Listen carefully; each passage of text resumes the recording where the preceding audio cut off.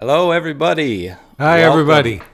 Um, Thank you for joining us. Many of you may have just come from our hour and 20-minute long video of Steve faceting that large 79 carat Phew, thank Tanzanite. goodness that's over, Yeah, huh? yeah.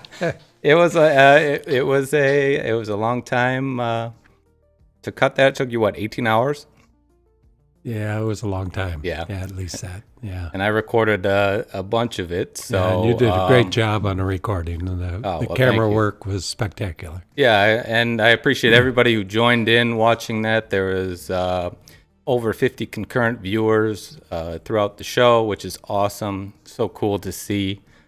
So tonight we figured we would do a live Q&A with Steve here. So if you have any questions about the Tanzanite that he cut there, gems or jewelry in general, that's kind of what we're here tonight for. So anybody that's an aspiring cutter, is a current cutter, or just loves the art of the whole aspect of gem cutting, that's what we're doing tonight. So we're just going to kind of talk gems and learn a little bit more about you guys and what your questions are. So first of all, I'd like to know where everybody's watching from. So I've got a few streams going on. I'm trying to keep an eye on all the comments that are going to come in on Instagram, YouTube, Facebook, and one other, TikTok. So if anybody's on TikTok, leave those comments. I'll try and keep an eye on them, and I'll get to as many as I can. Whatever I see come through, I'll try and ask Steve. So. But yeah, if you're out there, let us know where you're watching from. We'd love to see that. Let us know which you are. Are you just awesome? I know all of you are. Do you love gems? Are you a jewelry fan, or are you a gem cutter? Leave those emojis in the chat. We'd like to see, what you represent. So, yeah. So after this, or I guess going from that, Steve, I'd like you to tell everybody who maybe doesn't know you a little bit about how you got into the gem and jewelry business and starting with cutting. So give them a little bit of a background about yourself. Well, one thing to say first, as you see me look off, unfortunately, there's a monitor here and Michael's talking, and I'm supposed to look at the camera. And so I may look shifty-eyed, but I'll try and look at the camera and not at the monitor. But anyway, I started in this business a long time ago. Here's my first Tucson shirt, 1990. I actually started doing trade shows in Tucson in 1981. Was my first year, and it actually was the first year the American Gem Trade Association started, and I was part of that group that started that. Me and my brother were together at the time, and AGTA formed that year, and I'm still a member of AGTA, American Gem Trade Association. Very good organization, and people that are in it are people you can trust. So I started 1975. I started with my brother, and I was on the road selling to jewelers. So I would take loose stones that we bought overseas and mountings and put together pieces for them that we custom make for them. So I did that with my brother till about 1983, and then we separated, and I started my own business. And shortly after that, I started learning how to cut. My first stone, here somewhere.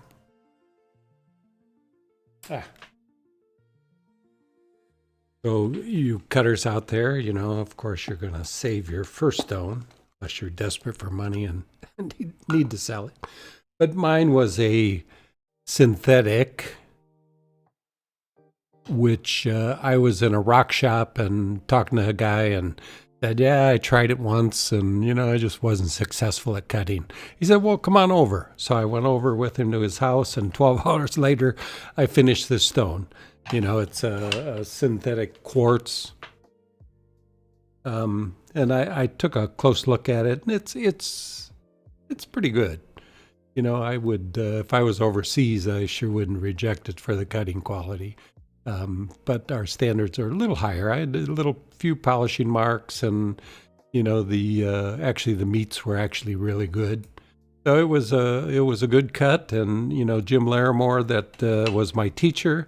He said, "Well, you ought to stick with this." So I did, and I started cutting as I was on the road. I would cut in the hotel room at night, and after a couple years, it's pretty much what I started doing is cutting my own stones.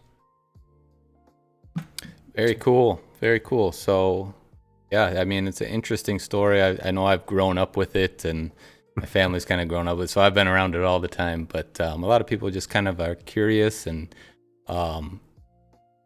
where do you think a good starting point for many of these aspiring facetors would be, and how do they, how should they, I guess, get into it? Well, you have a lot greater opportunity if you're just starting, just because the videos that not only we're producing, there are others starting to produce, but we've been at it as one of the longest as far as teaching out there, and we've got many teaching videos, and just like this one, if you watch them, you're a step up on the person that's just trying to do it from a book, or it's always nice to have a teacher, but if you don't have a teacher, these videos are definitely a way to start. I had other than the one stone that Jim Larimore showed me through, that was all the training I had, and from there it was learn on your own, and it's been a good learning, been a tough curve. My biggest issue was that I had a machine that was so out of whack that you couldn't reproduce facets. I mean, you cut a facet and you would have to cheat it to find it. And not ever having worked with machinery before, I didn't know that that's not how it was supposed to be. I just thought you just had to cheat every facet, and cheating is taking a machine and manipulating the machine to find a facet. So that's just how I thought it was, and so. I often claim I'm probably the best cheater on the planet. I could find a facet so quick, just because that's what I did for several years before a friend came over and looked at my machine, and he just said, you got to have a new machine. And so I bought a brand new machine, and it was a world of difference. So best recommendation is, if you can, buy a new machine if you're starting faceting. And if you're working on an older machine, just aspire to buy a good quality new machine. And in my opinion, the best available right now is this Ultratech. This is a V5. They have a lesser expensive model, but both are quality pieces of equipment. And it's a company that's there in the future when you need parts, which has been the problem with many of my machines that are in the basement right now, because I'm not a machinist. I can't build parts for these machines, and the companies aren't there to support you. So Ultratech is the way to go at this time. So I'm going to pop in here real quick, just getting a overwhelming amount of people watching, which is so cool. And a lot of people, they got some people from V's from California. We got Slitherbin watching from Mississippi. Dai Sensei Neil from Gold Coast, Australia. We got somebody from Florida, Chicagoland, all over the place. Indonesia, I saw on one of the chats. Really? But I wanted to get to a question that somebody was asking while we were airing the cutting video of the 79 karat Tanzanite you had cut. RVR Worker 1 wants to know if you can explain how to set the depth when you're starting to polish. So do you just go straight from where you were pre-polishing and hit that angle, or can you explain a little bit how to find where you need to polish? So you've cut the facet and you just going to polish. So as you change laps, of course, the height's going to change. But the angle doesn't change. Well, sometimes a little bit, but you just leave the machine at the angle that you want it to be. I don't know if equipment's all kind of messed up here, but I mean, if Yeah, I mean, you just keep the angle and you just lower the machine and start polishing lightly and check where you're at. If you're whichever side the facet is, just adjust the height and until you're polishing the whole facet. Hopefully that answers the question. Yeah, that's good. It's kind of, you just want to keep that angle, and then you do, when you're polishing, you kind of look at where it starts to polish, and then adjust from there, either by raising or lowering the mast or adjusting the cheat. And you can do it without the machine running, long as, particularly if you have enough, I use WD-40 on the polishing lap. And if you have enough of that on there and you just rub it across, that you're going to see where it's at. And then you're not going to cause a flat. If you're running it, you'll get a little flat that you've got to polish too much to get it out. So if you just take it and just rub it lightly across the lap and then look and see where the whatever the oil you're using is, where it's located. All right, I'm just gonna fire out some of these questions. They're coming in from all over. And I'm gonna throw this on there. Here's the star of the show. Oh yeah, yep. This was the 79 karat Tanzanite. It's completely natural, no heat right now. So I'd love to heat it, just see what the color is, because I know it's just spectacular. But this color is a little unique from other gems, Tanzanites that I've seen. So I'm not exactly sure what the color would be when heated. It's always fun to see. I just pulled one out of the oven this morning, and just really a beautiful, beautiful color, and just so much red flash in it. It'll be on the next show, which is October 6th or October. No. Where are we at? It'll be in November, Stephen. November 6th, yes. I lost the month. Yes. So, and just a quick question, too, from that came in from TikTok. Somebody was wondering, how much is an Ultratech machine? I guess there's a few different models that they have, but what would you say the range is? I don't know exactly. Go to Ultratech Facet. I think they're somewhere, $5,500. I don't know if there's been a price increase recently. I don't follow it too much. I haven't bought one for a couple of years, but yeah, I believe the V5, the Ultratech, the machine you're using is around $5,500 the last time I checked. Yeah. But there's also the VL, which is the one with the dial gauge, and it's about $1,000 less.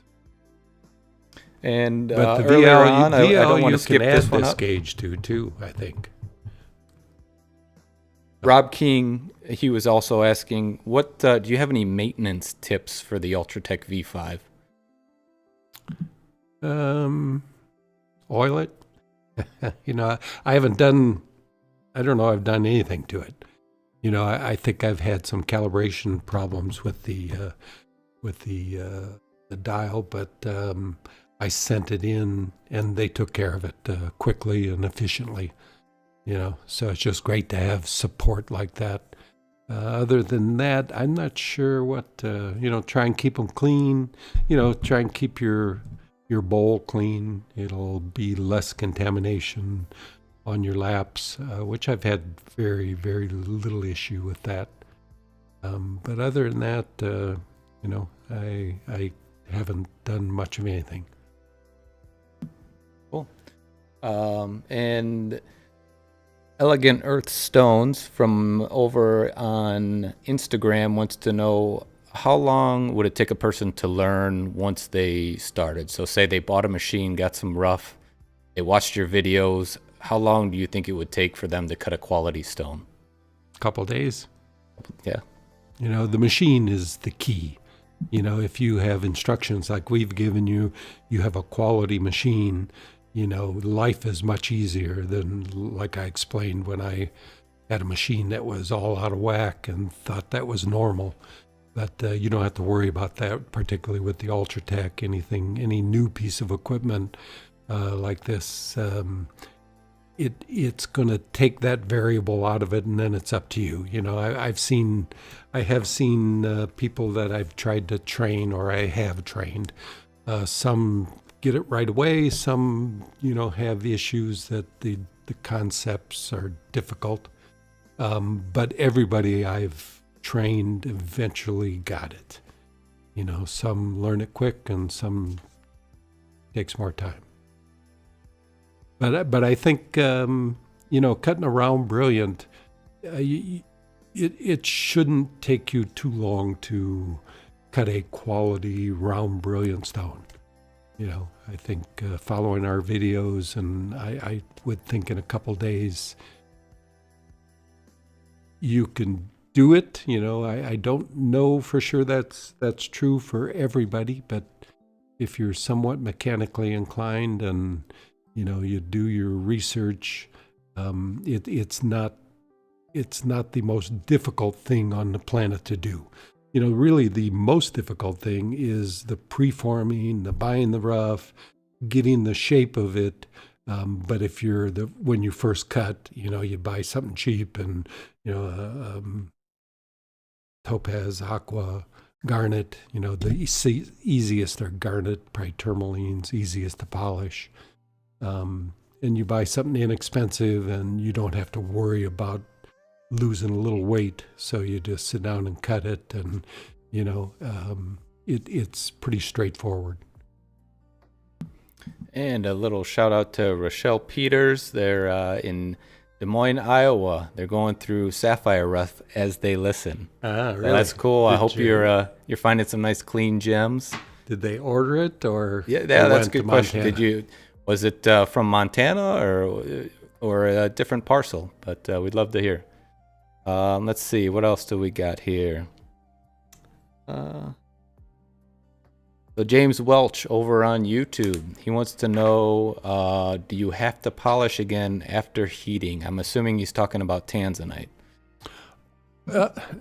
No. There's certain stones, like if you took a sapphire and heated it to the temperatures that some of the treatments require, it does affect the polish, and you have to recut it or repolish it. But in the case of most gems, you cut them, you heat them, and it has no effect because the temperatures are low.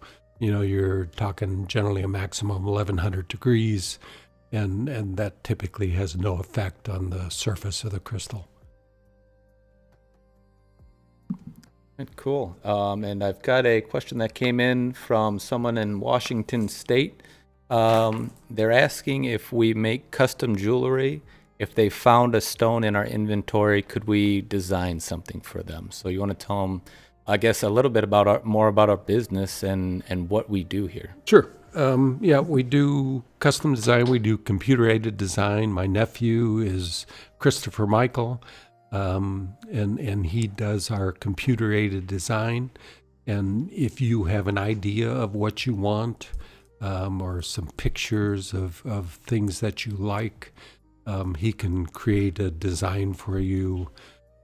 You see it in a render, which is remarkably close to the finished product. You can have a wax sent to you if you want, so you could put it on. And then if you like it, we go ahead, we tell you how much. If you agree, we'll make it up and send it out to you. So yeah, it's something that we definitely can do. So if you are interested, either make the purchase of the stone and then follow up with Alice. She takes care of all that, and we'll help you out with creating a design for you. Ralph's Rocks. He wants to know, or they want to know, do you wash your hands between cutting and polishing? He's starting to think that contamination is a myth. So what do you do when you're cutting? Do you keep your hands I clean? Don't think about it, but I do wash my hands a lot. I don't experience much contamination, and I don't keep the pan on my machine clean as much as I should. I can end up cutting 3 or 4 stones before I clean everything out. and that would be the main source of contamination. But it can come from anywhere. That's the diamond powders that come, or the diamond grit that comes off the laps. There's no reason that it couldn't contaminate, and I'm sure it does. But I haven't had that issue for quite some time. So apparently, I'm washing my hands pretty often.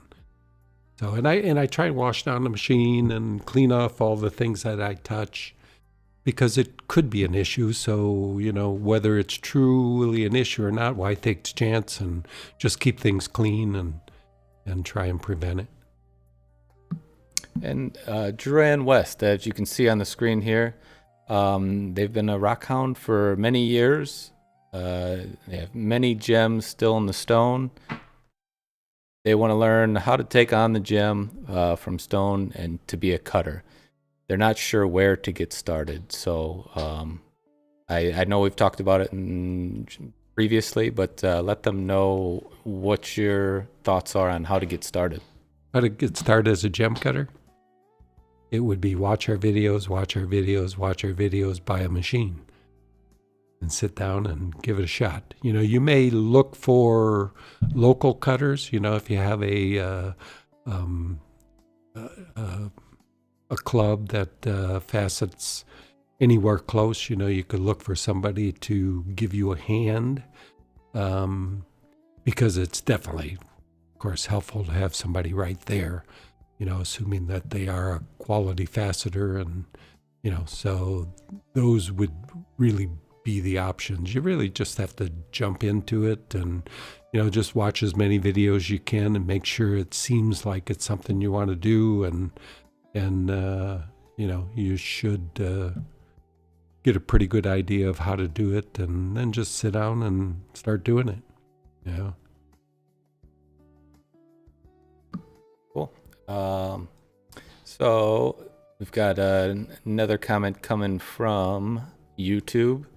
Do you have any good sources where somebody can, like a beginner, can buy a quality piece of rough that they can cut, and they can be assured that it's a natural stone, it is what it is, they say it is, without getting ripped off or buying maybe a synthetic or something that will cut a poor stone?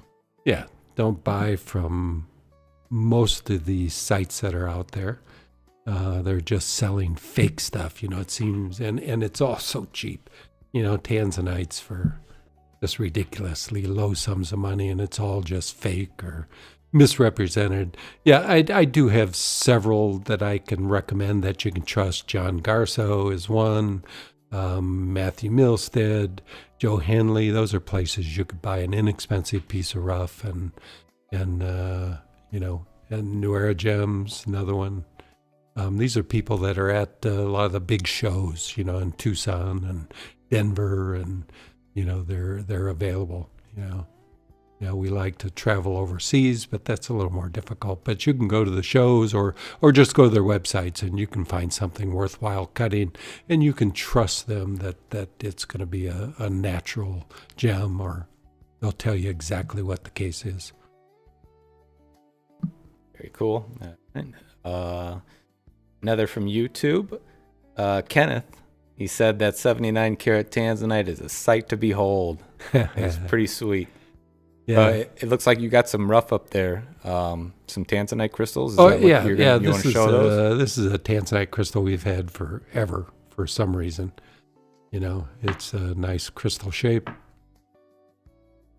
and it's a couple 100 carats. So it's another one. I think that's probably 2 stones, although it's a natural color, and the inclusions that are in it, I could leave some in it because you don't really have to heat this. But cutting it clean is probably the best choice. So it may cut 2 stones, maybe a 70 carat and a 10 carat. And this is natural color. This is not typically what you would see in Tanzanite. Generally, we talk about diesel, and this would be diesel. If you look at it, it's kind of, you catch it reddish brown and then the bluish. Because if you look into a fuel can with diesel fuel in it, you'll get this brownish color with a blue luster to it, and that's why they call this diesel. It's what the miners in Tanzania came up with that term, because they're well used to using diesel fuel. So, a couple of Tanzanites. And comment on TikTok. Amber wants to know, do you need a certification to cut gemstones, or could you just hop on a machine and start cutting away? You just hop on a machine and start cutting away. Yeah. Certification, I don't have one. Amber, you can start cutting tomorrow. No problem. Yeah. So what about, say somebody starts cutting a stone and they're not sure what it is, and then they're going to sell it. What do they need to do to identify what they've cut? That would be, I guess, your main concern as a cutter is, selling what you say the material is and being honest that way. Let me grab one thing before we get started. Okay. All right, he's going into the safe. He's going into the vault. So while I'm out here, these comments keep coming in. I want to thank you all for being here. Christopher, actually Celia says, Christopher Michael does some beautiful work. For those of you who don't know, Christopher Michael is my cousin. He's our jewelry designer. So thank you, Celia. All right, I'm back. He's back. That was quick. Yeah. Nice. What'd you do? So, run? The start of it is identifying the piece of rough that you buy, what it is. The other tools that I'm going to show you will not identify that piece of rough. It'll only do cut stones. So this is a specific gravity tester. Now you need this goes actually under a scale, a weighing machine. And this is filled with water, and you weigh the stone that you're trying to test, or the piece of rough, and you weigh this in air, and then you suspend it in the water, and this transfers the weight to the scale, and it gives you a weight in water. So, the weight in air minus the weight in water, which will be less because of the buoyancy. And then the weight in the difference of those two divided into the weight in air will give you the specific gravity of the stone. And specific gravity is pretty specific to every gem. They'll vary significantly, and you can usually identify most rough using a specific gravity tester. So from there, once you've cut your stone and you're still not sure what it is, this is the key tool. This is a refractometer. This one comes from GIA, and it's pretty expensive. I'm not sure where this one's at, currently $600-700. Or you can get the cheap version from Amazon for about $100. These just you lay the table of the stone or a flat part of the stone on this hemisphere,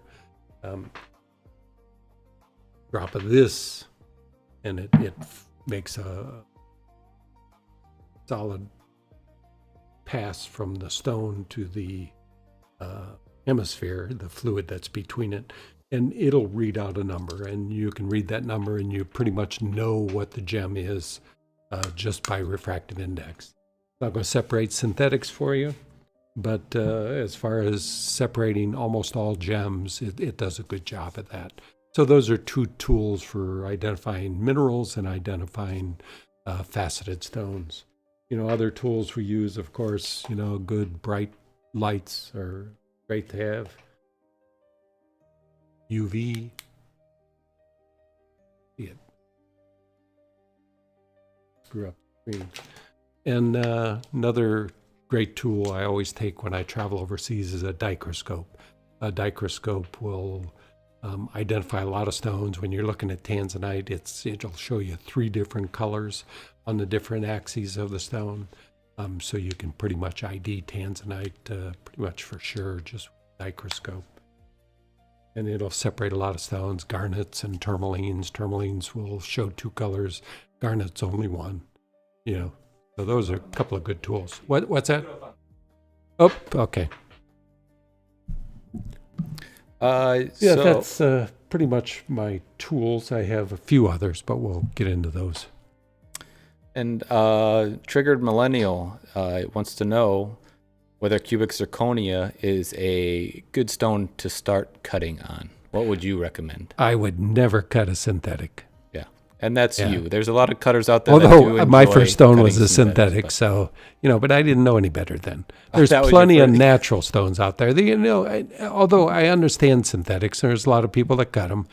Because it's a no-brainer. I mean, synthetics, the rough is just clean, clean, clean. It's cheap. You don't have to worry about wasting it. So it cuts out all those issues. So if you want to cut synthetics, it's up to you. But there's just no value to them. I mean, you're never going to get your time out of it.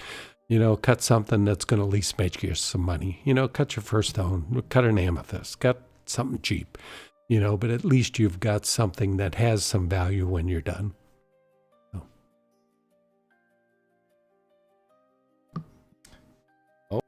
Oh, Rochelle found a nice 3-carat pink coral sapphire. All right. That's a score. A what? She said, or they said they found a 3-carat pink coral sapphire. They're the ones that were looking through the Montana sapphire rough, the gravel. Oh, found a pink. Oh, wow. Hey. There are some garnets in some of it, but it wouldn't be pink. Yeah, well, that's cool. Yeah, it's fun going to Montana and do some mining. Did they say where the material was from? Was it Montana? It was Montana, I believe. Oh, yes. Okay. So just wonder where they got it from. What bar, what bar? Bar. Bar. Didn't you almost buy a piece of rough from a beer bottle once? Yes. Yeah. It was a beautiful green something, I suppose it was an African. I thought it was Savarite. But then I got looking close on it, and there was a number 7 on the bottom, like you'd find in a number on the bottom of a pop bottle or a beer bottle. So I was sure it wasn't an inclusion. So, but that's things you got to worry about overseas. You're totally on your own, in general, is buying, particularly out on the streets, and, it's what and you better know or somebody's going to take you, which I bought about a 10-carat synthetic blue sapphire, but it was late at night was my excuse, and didn't have good lighting. It was in a dark place, and it looked right, but definitely synthetic. But I got, as a synthetic, I got half the money I paid out of it, so worked out okay. All right. There's a lot of good questions coming. RB from YouTube wants to know, what is the smallest type and size of gem rough you'll spend your time cutting in terms of millimeter and carat?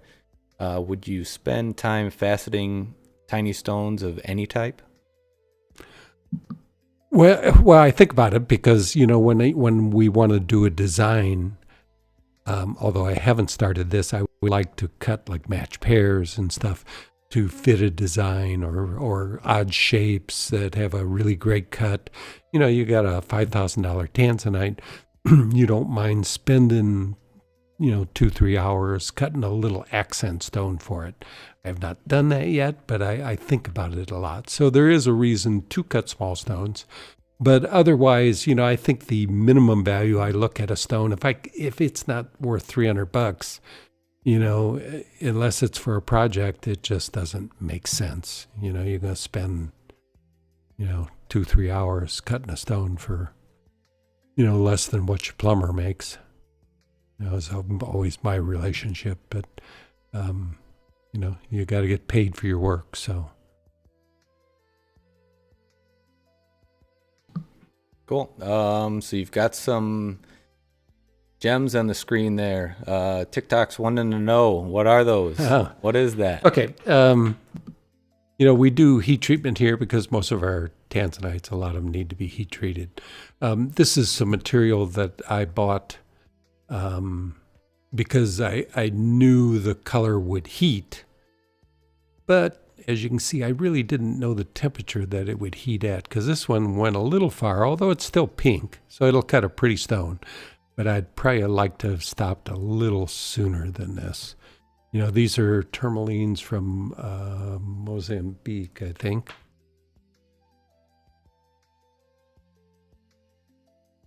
Where are these?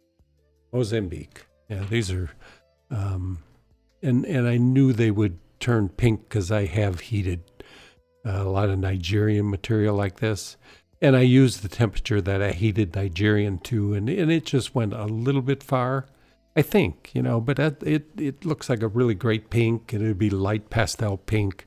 So it's still a good saleable stone, but the next stone I heat will go a little lower. Maybe we'll go to 800, see what happens, and, so.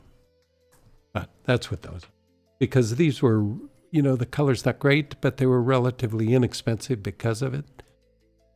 Relatively. So.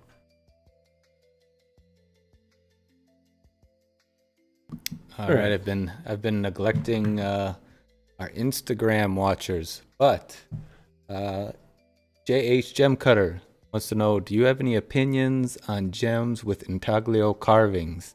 Do they increase in value because of it? Well, it depends on the quality of the carving, I guess. It's not something I do because I'm not that talented. There are some great people out there that do that style of cutting. And if the quality is great, yes, it improves the value of it. I find it interesting, but it's never been something I really wanted to do, partly because I know I can't do it. I shouldn't say that. I'm a pretty good guess that I'm not that artistic. I'm a good machinist, but not artistic. So with quality, it improves the value. A mediocre cut, to me, it decreases the value.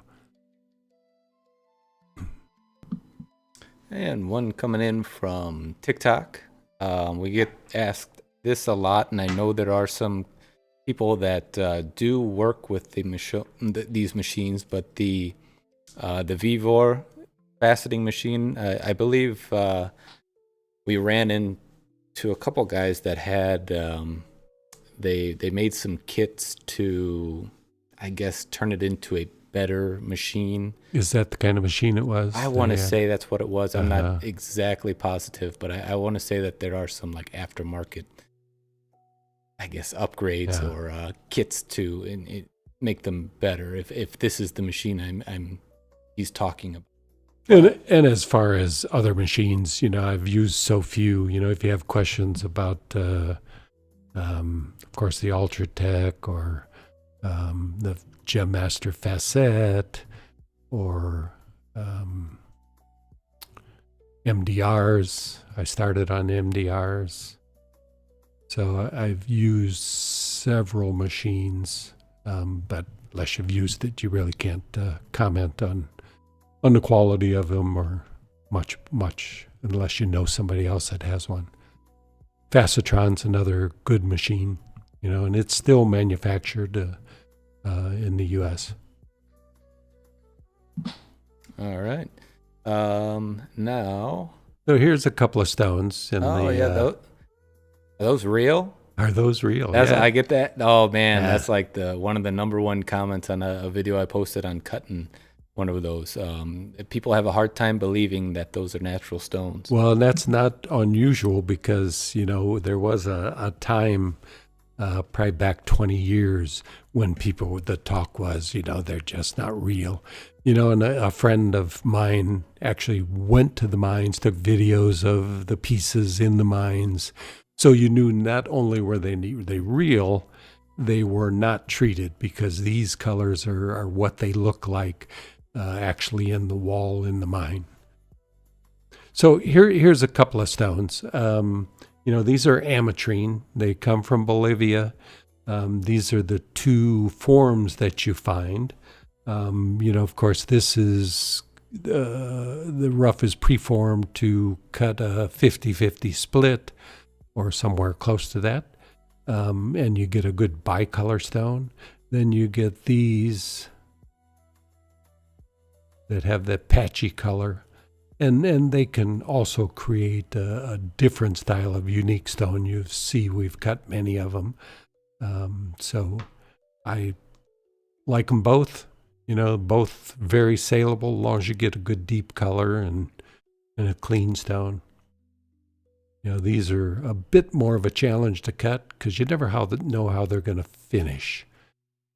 Just how it mixes. Sometimes the colors mix too much and you just get a kind of brownish, reddish. It's unique looking, but not as ultimately saleable as when you see the split of the colors, when you can cut it and actually highlight the split of colors, which this one will probably do well. You just try and put facets maybe where the color is and try and separate the faceting and the colors. But that's Amtrine from Bolivia. We got lucky in Hong Kong and found somebody getting out of the Amtrine business, and she had about 4 kilos. I think we bought 3 of them. So we'll have some Amtrine for a while. Any big peridot? I have some really big peridot. I have the biggest peridots I've had in years, up to 26 carats. So if you go on MoreGems.com, look up peridot, you'll see some big minty color peridots. They're by far the finest I've owned. There's one really great one that's really clean and a couple that have some minor inclusions in it, but they're still beautiful stones, and the price is half from a clean stone, but definitely some big ones. Over 20 carats are tough to get in peridot. A question came through that I kind of liked and I'm curious about. What's the top thing that helped you improve at faceting? The top thing? Oh, getting a new machine. Yeah, getting a high quality machine just made all the difference in the world. It was like, it was just amazing when I went to a machine that was right, the Ultratech V5, and I had one machine before that really cut well, and it's what made things the easiest for me for sure. Up to then, it was a long time to really learn faceting and learn rough. Learning rough is probably the most difficult part of it. And as I get older, it gets more difficult because it's more difficult to see internally into the stones, which I've been working on. If you're a cutter and you don't wear a visor, you should, or something magnifier like it. I used to use just a loop. Oh man, the amount of time difference, you go every time looking with a loop. And when I started using a visor, I'm sure it cut an hour and a half off each stone. Just so much quicker, not have to deal with a loop all the time. So I just bought these. I have no idea whether they work well. I saw somebody online with them, and so I bought this, and I haven't even used them yet. But the lenses look good. I still could use more magnification. These are like 3.5 power. So if anybody out there knows of good equipment that has higher magnification, I'd almost like to set up a camera. I could have 10 power and just look at a screen and see whether the facet's polished. Because that's gets to be the tough thing, knowing whether your facet is perfectly polished. I don't know if I answered the question or if I went off on a tangent there. That's all right. You just go off on those tangents there, Steve. So can you tell us how you evaluate your rough before cutting and picking a design for that piece of rough? What's your process like doing that? Well, the first thing is using the immersion cells. And like I said on the video, this is methylene iodide. And it's good for high refractive index materials, so you just immerse them in these cells. Use a good strong light. Just hit the side of it. Identify where the inclusions are, and then as in the video, you preform. I try and preform where I can, new cutters will have difficulty with this because trying to decide where a girdle could be and what you have to clean off to get down to where you would have a girdle, is my first step. Preforming a piece of rough that I have a girdle. And then from there, you dop it up and, you just start putting in your girdle, getting rid of the areas that are not going to work. And what you're left with, then you look at it and you decide what shape you are down to, what would give you the best yield out of the shape you're left with, and then go from there. Electric Crystals, he thanked you for the rough you sent after he bought a Ultratech V5. Oh, okay. So Okay. he must have gotten yeah, when you cut it, send me a picture. Always interested, because that's some really nice amethyst rough. And, we got lucky 3 years ago. Yeah, I think it's been about that. Yeah, but, oh, man. and got to go through Kilos. 50 kilos. Yeah, It was a huge stack. We were there for 4 hours. My back was so sore. Yeah. But so worth it. I mean, we bought another 3 or 4 kilos. Yeah. So it was fantastic. Price was right, and and the material's still coming out, but it's less and less every year. And 1 year we'll be back to where we were, 5 years ago, just very little material. Because this material out of Bahia, Brazil, is much like Rwanda material. The best of it cuts like a fine Rwandan stone, which was considered to be the finest out of the ground. Yeah, I've cut a couple of step cut trillions from that material, and that is got to be one of my a couple of my favorite stones that I've cut is from that Bahia, Brazil amethyst rough that we've got, and that you give. If somebody purchases an Ultratech V5 machine because they've watched your videos and they mention you and they purchase it, you send them a couple pieces. So I would recommend if you've got a piece that'll cut a nice step cut trillion, try that out because, man, it's beautiful. Yeah, and that piece of rough, probably wouldn't be my first piece I would cut. Just because if you cut it right and get a good yield, you're going to have a stone that's $600, $700, $800. So. But thanks, because you got a piece of rough and I got a commission, so it works for both of us.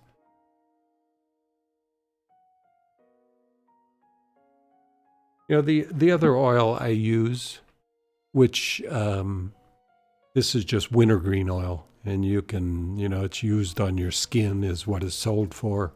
So it's something that you can just use in your hands, and you just put it on the surface of a piece of rough, and it not only smells good, it definitely makes it easier to see through the stone.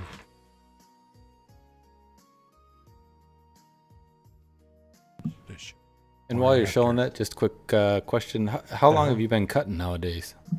How long have I been cutting? Since 83. I don't know if you heard that, but Steve said it's in 1983. Something like that. I was trying to think. Yeah. But you can see the difference. This is the same piece of rough. You can just see through this one much better. And that's wintergreen oil. So very usable oil, cheap, and it's just something that does a good job on many pieces of rough. Particularly low to medium refractive index. It'll help on all stones. Something, the methylene iodide is not something you want to breathe a lot of. I'm still living, but I've used it for years, and I used to use it in the microscope with this hot light underneath it and just fuming up on me. But these days I'm trying to do things a little cleaner, and and that mentioned when you're cutting, lately,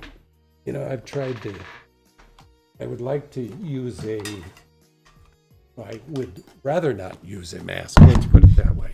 So what I do is I put this on the side of my machine and put it on high, and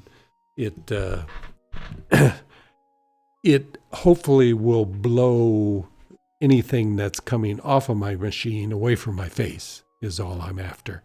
Yeah, it's going to blow it into the room, but it's diffused then, and you're sitting right next to the machine, so try and get all the vapors that are coming off it, the diamond dust, the Tanzanite dust. You are running water and you're using oils, and there shouldn't be a lot of it, but anything that's there, I attempt to blow away is why I use this fan. So I'd recommend it to everybody. Okay. Question?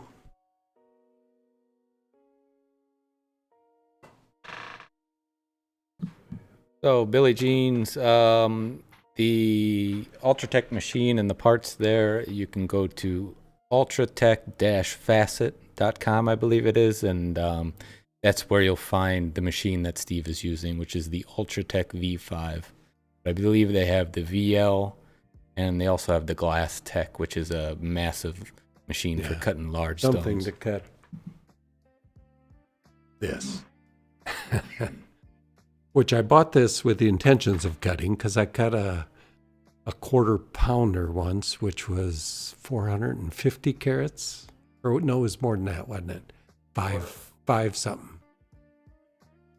Yeah, we figured it's at a quarter pound is basically what it was. So this piece is a kilo, so it's 5,000 carats. So there's, 1,500 carat in there, maybe probably 1,500 carat. A really clean piece of material. We found this in Tucson. It looks like a natural crystal, but they've gotten really good at polishing broken faces, and that's what the nature of this is. This one's not really great because it's a little bit rounded. You can identify polished facets, mostly because they're slightly rounded, but some of the things we've seen lately with finer crystals is the finish on them is pretty remarkable. It's hard to tell from the natural faces. But I don't care on this. It's a natural piece of quartz, and it's something that maybe one day I'll cut this piece. Before that, I have a couple of big pieces to cut that I do want to get to sometime near future. These are two pieces of Topaz. This one, of course, is irradiated to color, probably cyclotron treated. They bombard it, and it alters the color of the material. And this one being a natural. There is some blue zones in it, so it's going to cut a light blue stone. I don't know if we can see it in this light or not. There you go. Yeah, you can see the color. Tanzanite out of the back. But you can see the blues that are in it. So it'll cut a pretty stone. I'll probably cut it down this axis. You do have to cut off this axis 5 degrees. Otherwise, you'll have a problem with polishing. So, Mystic Flora from TikTok wants to know your thoughts on zircon. Love zircon. One of our favorites for sure. We do lots of blue zircon. We buy lots of blue zircon. And I cut quite a bit of Tanzanian material from Tanga. it just cuts a really, really pretty stone. The material from Tanga is imperial zircon, which is kind of peach colored, which I love very much, and blue zircon, just amazing. And some of the material that's come out of Malawi is really great color also. Kind of a lot of it heavily zoned, unlike the material from Cambodia, which is really not zoned. But zircon's great stone. Yeah, one of the best. Just the brilliance is remarkable. Good hardness. Blues have the issue of facet etches chipping, probably because of the heating involved. One way to identify an old blue zircon is the facet edges are just little chips all the way around it. So.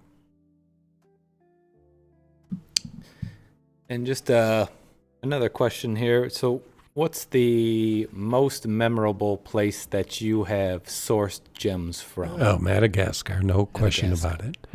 Yeah, never been a question. Me and friend Jim, who's deceased now, unfortunately, we traveled 20 years together. We started in Brazil and then went to Tanzania and then on to Madagascar. And we were stuck in Madagascar for quite a few years because it's the most incredible place. Everything that lives there, 75% of everything that lives there lives nowhere else on the planet. That's both plant and animal life. So it's just a unique place. The people were friendly. When we started going there, we were the white guys. It was the kids would run down the streets and, Vaza, Vaza, white guy. I think that's translation, something like that, or foreigner. But it was a fun place to be, changed dramatically over the years, went from impoverished to a little bit, well, it still is totally impoverished. And unfortunately, right now, they're having a lot of issues there. One of our suppliers, their entire business was wiped out because the looters came in and just took everything. There's just some really bad things going on there right now. Because I'd love to go back, but not the situation it is now. But Madagascar, by far the coolest place. It was fun because... What stones were you finding? Everything. Everything. Yeah. They used to say, the only things we don't find here is probably Tanzanite and diamonds. And then we were in a hotel near Ilakaka, which is a sapphire source. And Hotel de Lorraine, if you ever get to go there, that's a just beautiful place out in the middle of nowhere. But we were there and, I walked out and next to us was... I forget which diamond company it was, but they were staking out a claim. They said 12,000 square miles, but they may have had rights to that much. I don't know. But they were looking for diamond. They'd found diamond, and they were looking for more sources. I don't think it ever really turned out, but they found everything there. Tanzanite's one of the things I haven't seen there. But Saverites and all types of garnets, some of the finest garnets ever to come out of the ground. Lots of tourmalines. Aquamarine was always the best and still is probably some of the best in the world. So hopefully we'll get a chance. I'd like to take Mike and Jeff there and show them the beauty of it. I think that would be so cool to go there. After seeing all your videos and photos from there, it looks like a beautiful place. And then, since we were in Tanzania a couple of years back and into Kenya, just a really unique experience and buying there was really cool. For sure. So. Thailand has been the most profitable, and that's our next trip. We'd have gone there this fall, but 20% tariffs just was too much for me to accept. Yeah, I'm excited to go back there too. That'll be the way we'll go and buy this time will be a little bit more interesting and different for me. So looking forward to that. Yeah. A great place to buy cut stones because their cutting quality's got much better And, there's a limit to how much we can cut here. And we have a big market, so there's a lot of cutters there. At one time there was supposedly 200,000 cutters in Canterbury. No, not Canterbury, Canterbury, which was a major cutting center. It's nowhere like that now, but it was one of the biggest cutting centers in the world. And the reason I started going there, I was buying in Germany, and I started getting the feeling that these stones were not cut in Germany. And I just enough talk about Bangkok that I knew that I had to go to Bangkok. So. And I knew when I quit going to Bangkok, it probably was a mistake, because Bangkok was one of the easiest places to buy, and going to Africa was one of the most difficult places to buy. But the lure of Africa was too much. So.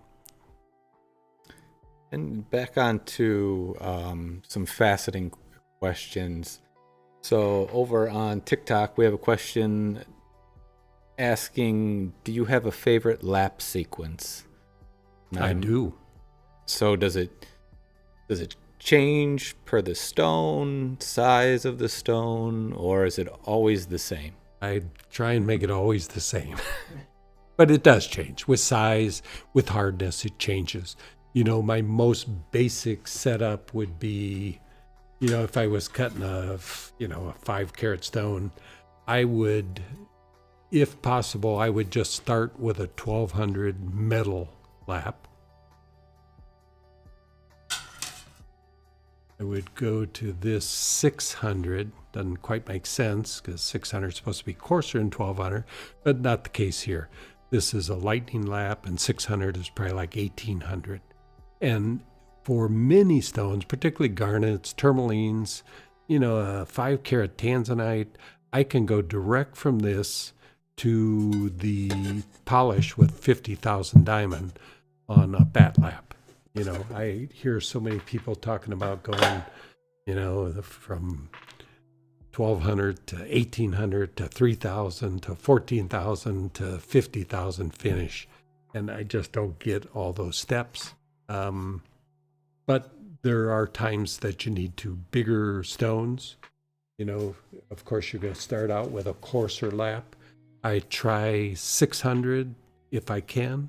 I've got a 280 and I've got a 100, but the coarser you use, the more you abuse the surface of the stone, and the more you do have to pre-polish. So I try and use as fine as I can in each step. So sometimes, like in sapphires, if I'm polishing a sapphire, I go to this 1200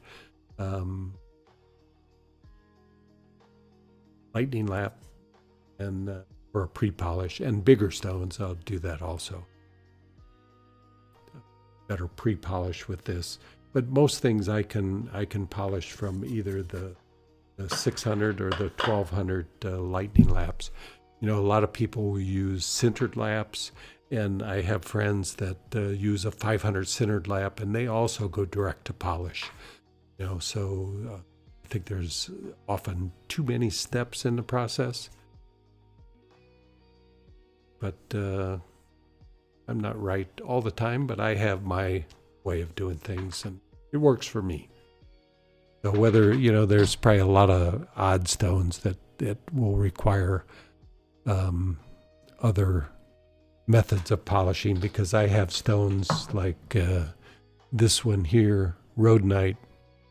I've had issues polishing this material with fracturing.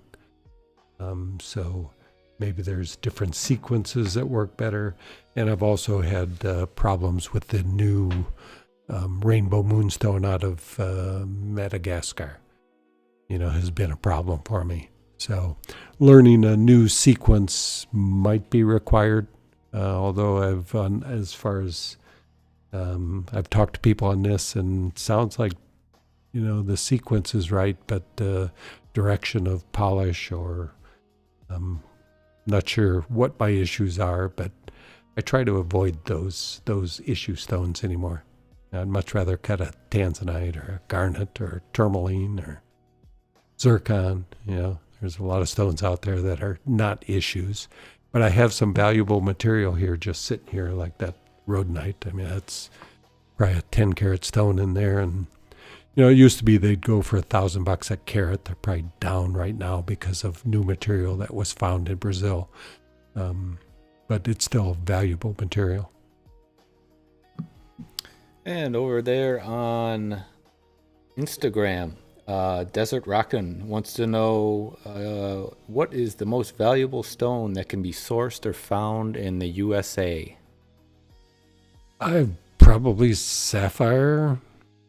There are some big tourmalines. There are some good stones in California. I don't know if the Little 3 mine's still producing any spessartite, but the value of spessartite right now is up so much, and the Little 3 mine just produced some of the finest in the world, lot like Nigerian material. But the sapphires from Montana, probably the highest valued stones, as far as I can think. Yeah, not sure what else would be higher value, particularly per carat. Bonitoite would be one of those, and red beryl from the Wawa Mountains. Those are a couple of high value stones, but they're so rare. That it's not something you're going to be able to find. Just to jump in, Casey Wong wants to know if you could share which oil you used on the rough in order to see the inclusions. They asked whether it was the wintergreen oil. It was wintergreen. Wintergreen. And you just got that, I'm not sure where they're watching from, but in the U.S. you could get it off of Amazon. Amazon, yeah, for sure. So, and did I show the cheap version? I did show that. I believe you did. Yeah. Okay. And so Black Diamond over on TikTok. Is it true that rubies started to become more expensive than diamonds because they're harder to find now? Well, if you go big enough, you start getting over 5 carats, and then they get into diamond prices. But still, diamond is more expensive in top quality, but they're getting a lot closer, and I've not been buying much ruby because of the high price. Not only that, they're hard to show online because typically they have some inclusions, and the videos we take don't show well online, so you don't see a lot of emeralds and rubies from us just because of that photography issue. But they have gotten very expensive. A 1 carat stone, you could spend $6,000, $7,000, $8,000 a carat on a really fine 1 carat. So, but you can spend $10,000 on a diamond. And speaking of diamonds, Drew Ann West mentioned, the diamonds from Crater of Diamonds State Park. Those could fetch some money if you found a good one. It would be difficult to find, or they are difficult to find, but yeah. And they're still, it's not that they're, except to a collector, they're not going to be a greater value than any other source. It's going to be by their color and clarity and carat weight. But collectors, if you can verify, which they do, keep track of things there at the mines, you could verify its source, and that would make it maybe more valuable, particularly if you got something big out of there that was, either record-breaking or just really, really a large stone for a collector that would have greater value than what other diamond sources would.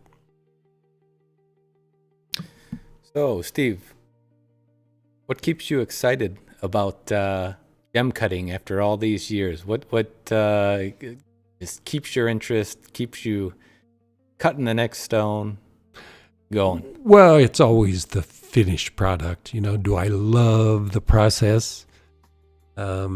No, I'm not sitting here humming a song while I'm cutting. But once it's done and you get something great, and somebody recognizes you for it, I mean, that's special. It just, it's like creating something. It's creating, some people relate it to art. I don't necessarily relate it to art. I probably should.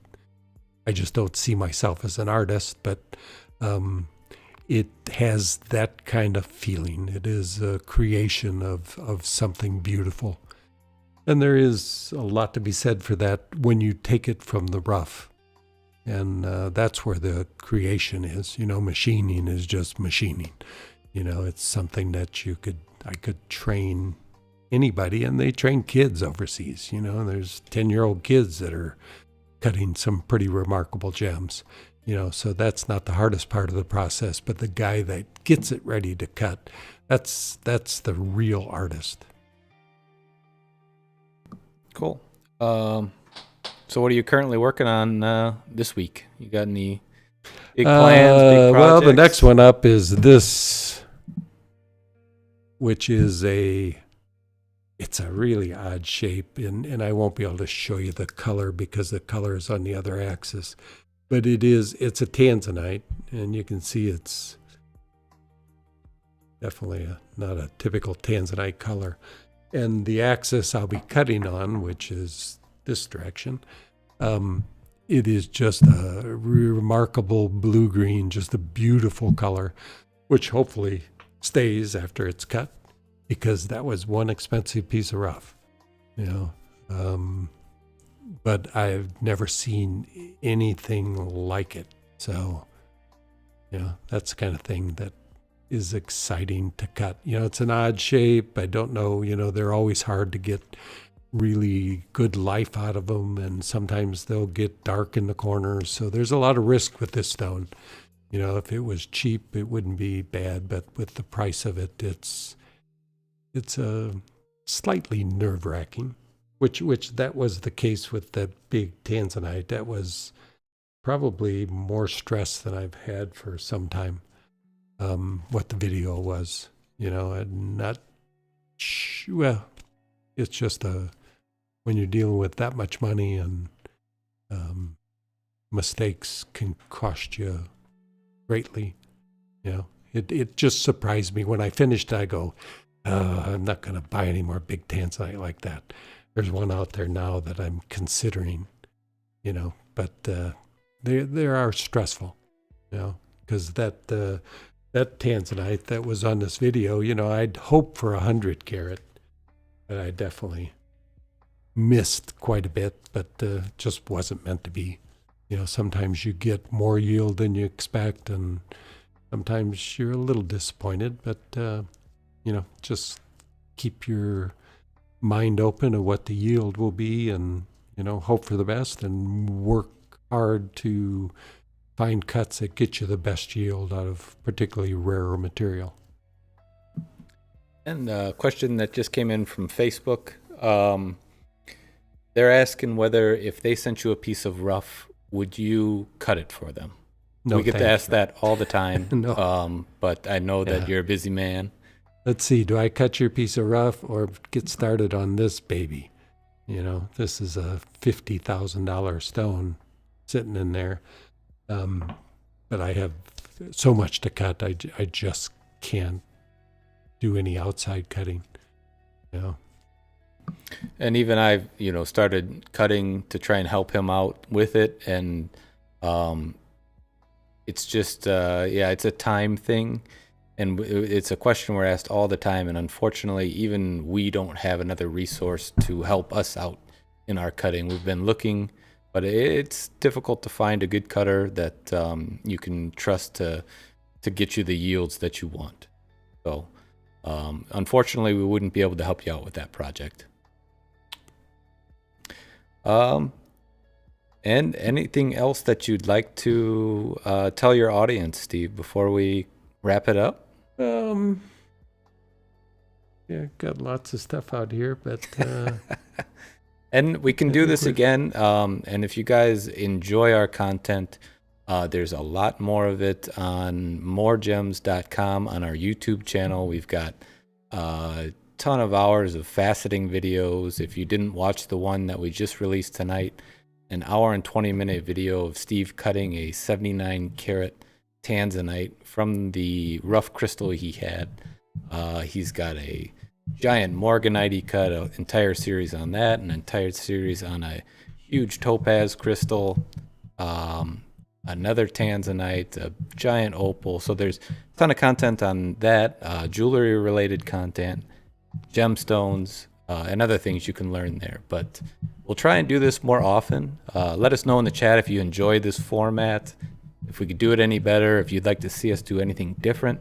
I'm always open to that, and I really always just want to make the channel better, the content better, and something enjoyable for our viewers. So You've done a great job, Michael. Oh, thanks, Steve. And one comment about the Tanzanite we just got. As I was watching the video, I told Mike that this makes me nervous. Just watching me cut. And, so there was a lot of stress in that stone. Blood, sweat, and tears.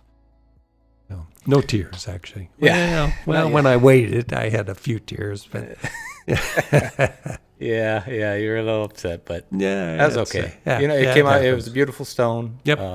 And it's natural. Yeah. And it's sold. Right. So all good things. So. Yep. On to the next one, and he did. Yep. Oh man, he cut a spectacular one. That I don't know whether I'm supposed to talk about, because I know you said you don't know whether you're going to offer it or keep it in your personal collection. But I think we'll probably be showing that stone, something for all of you gem enthusiasts to look forward to on our next live streaming gem show, where we release all of our newest gems that Steve, me, and Linda have been cutting over the last month. That'll happen in November. I can't believe it's November already. Yeah, I know. Yeah, and that link is on our YouTube channel. You can go there, click the bell to be reminded for when we go live, and you can see that. Also, next week we're doing the Alice in Gemland show. We've taken a couple-month break on that. So Alice Reynolds, she is our sales manager, jeweler. She's a designer. She does it all. She's going to have her show next week, showing a lot of our new pieces that we've created in our shop. So these are all mounted goods, but they also hold some very beautiful stones. But outside of that, do you have anything else, Steve? Nothing I can think of. Okay, everybody, we want to thank you all for watching. Those of you who joined us for the premiere of the Tanzanite cutting video, or stuck around for our live stream here, the chat back and forth. It's been awesome. It's really cool. We have a great time doing this. So thank you all, and let Steve close it up here. Yeah, it's been a fun evening. Thanks for coming, and keep on gemming.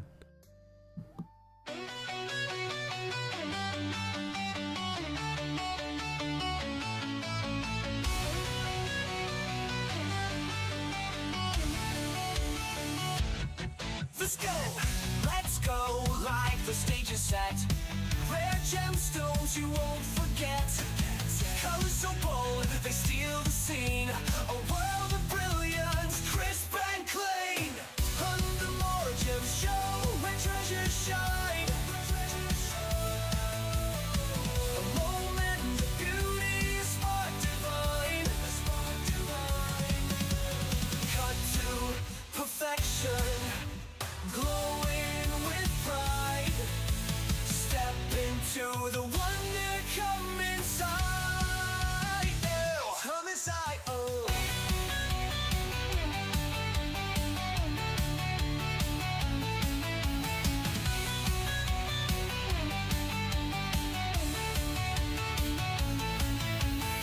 The finest gems, each one a star, from places distant and lands afar. Shapes that shimmer, hues that play. This is your chance, it's Gem Drop Day!